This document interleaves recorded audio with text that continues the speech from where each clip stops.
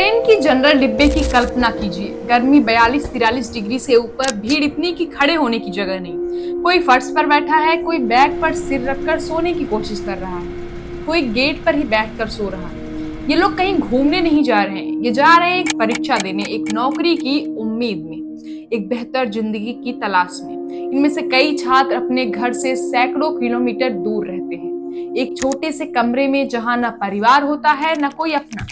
किसी के पिता ने कर्ज लिया है, किसी की माँ ने अपने गहने गिरवी रखे, किसी ने सालों तक कोचिंग की है। बस 4 दीवारें, एक पंखा, कुछ किताबें और एक सपने के साथ। सुबह उठो, कोचिंग जाओ, लाइब्रेरी जाओ, रात तक पढ़ो और फिर अगले दिन वही सब दोहराओ।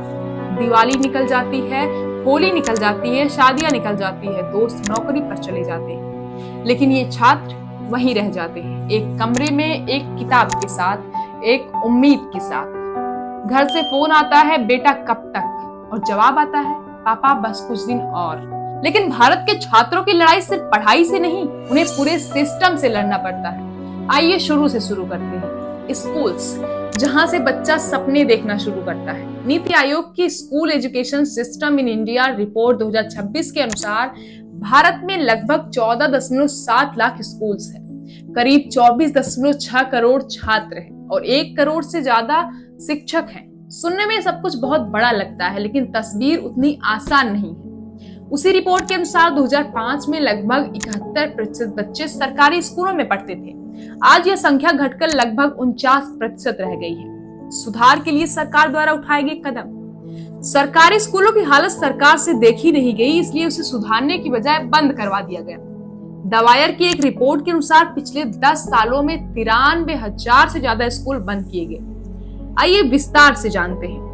संसद में दी गई जानकारी के अनुसार 2014 से 2020 के बीच 70,000 से ज्यादा स्कूल बंद किए गए। इसके बाद 2020 से 25 के बीच 18,727 और स्कूल बंद किए गए। यूपी में 24,590 स्कूल बंद किए गए। भारत में सबसे ज्यादा जनसंख्या वाले राज्य में ही सबसे ज्यादा स्कूल बंद किए गए। उसके बाद मध्य प्रदेश में 22,438 स्कूल। रिपोर्ट में सरकारी स्कूलों की खस्ता हालत को लेकर भी खुलासे किए गए।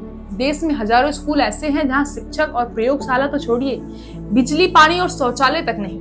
देश के 98,592 स्कूलों में लड़कियों के लिए शौचालय नहीं है, जबकि 61,590 स्कूलों में उपयोग योग्य शौचालय नहीं है। रिपोर्ट के मुताबिक पिछले 10 सालों में स्कूलों में बिजली की उपलब्धता 55% से बढ़कर लगभग 91% हुई है, लेकिन अभी भी 1.19 लाख स्कूलों में बिजली की सुविधा नहीं है।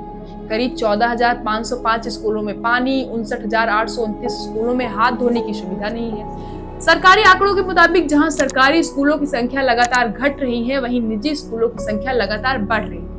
जब एक गरीब परिवार भी अपनी कमाई का बड़ा हिस्सा निजी स्कूल पर खर्च करने लगे, तो इसका मतलब है कि कहीं ना कहीं उसे सरकारी व्यवस्था पर भरोसा कम हो रहा है। और जितने स्कूल हैं, उनकी भी हालत। नीति आयोग की रिपोर्ट एक और गंभीर तस्वीर दिखाती है। रिपोर्ट के अनुसार स्कूल में दाखिला लेने वाले हर 10 बच्चों में से लगभग 4 बच्चे उच्च माध्यमिक स्तर तक पहुंचने से पहले ही सिस्टम से बाहर हो जाते हैं। सोचिए, 10 बच्चे स्कूल जाते हैं, लेकिन मंजिल तक सिर्फ 6 पहुंचते हैं, बाकी रास्ते में कहीं खो जाते हैं। किसी की गरीबी जीत जाती है, किसी की मजबूरी, किसी की दूरी और किसी का टूटा हुआ मन। और जो बच्चे स्कूल में बने रहते हैं, उनकी स्थिति भी हमेशा बेहतर नहीं होती।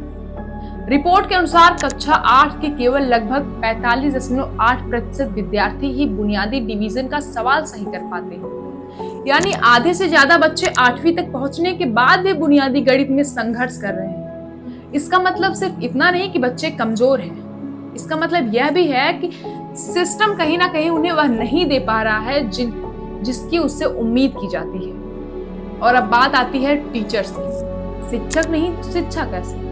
छत्तीसगढ़ के बालोद जिले की एक घटना पूरे सिस्टम की कहानी कह देती है। करीब 99 बच्चों वाले स्कूल में शिक्षकों की कमी थी। स्थिति इतनी खराब हो गई कि ग्रामीणों को स्कूल पर ताला लगाकर प्रदर्शन करना पड़ा। सोचिए, एक देश जो विश्वगुरु बनने की बात करता है, वहां बच्चों को शिक्षक दिलाने के लिए आंदोलन करना पड़ रहा है। जब कक्षा में शिक्षक नहीं होगा तो बच्चा सीखेगा कैसे? जब नींव कमजोर होगी तो इमारत कितनी मजबूत होगी? इन सब पड़ाव को पार करके बच्चे ऊपरी स्तर की शिक्षा पर पहुंच भी जाते हैं, तो वहां पर इससे भी मुश्किल कठिनाइयां आ जाती हैं। किसी तरह स्कूल खत्म होता है, कॉलेज खत्म होता है और फिर शुरू होती है प्रतियोगी परीक्षाओं की अंतहीन दौड़।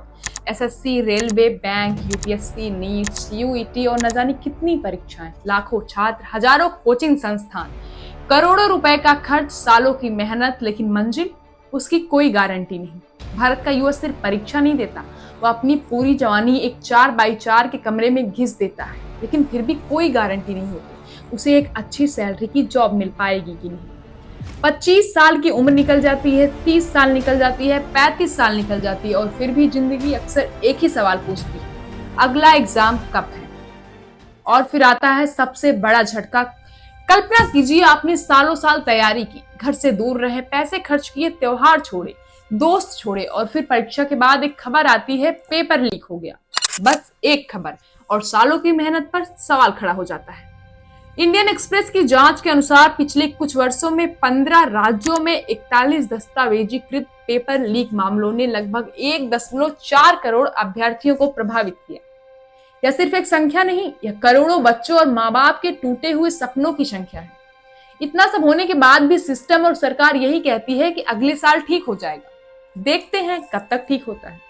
और इन परीक्षाओं से पहले भी बच्चों को परीक्षा देनी पड़ती है। कई छात्रों के लिए असली लड़ाई प्रश्न पत्र मिलने से पहले शुरू हो जाती है। किसी का सेंटर 500 किलोमीटर दूर, किसी का 1000 किलोमीटर दूर, किसी का दूसरे राज्य में। ट्रेन पकड़ो, भीड़ झेलो, भूखे रहो, स्टेशन पर रात बिताओ, पैसे खर्च करो और अगले दिन परीक्षा दो। कई बार छात्र परीक्षा देने से पहले ही टूट चुका होता है, लेकिन उसके पास विकल्प नहीं होता, क्योंकि उसके लिए यह सिर्फ परीक्षा नहीं, जिंदगी बदलने का मौका होता है, अच्छी जिंदगी जीने का एकमात्र साधन होता है। भारत की शिक्षा व्यवस्था में अच्छे शिक्षक भी हैं, अच्छे स्कूल भी हैं, अच्छे संस्थान भी हैं, लेकिन करोड़ों छात्रों की जिंदगी किसी आईआईटी, आईआईएम या बड़े विश्वविद्यालय से नहीं शुरू होती। वह एक छोटे स्कूल से शुरू होती है, एक सरकारी कक्षा से शुरू होती है, एक ऐसे परिवार से शुरू होती है जो अपने बच्चे को पढ़ाकर जिंदगी बदलना चाहता है।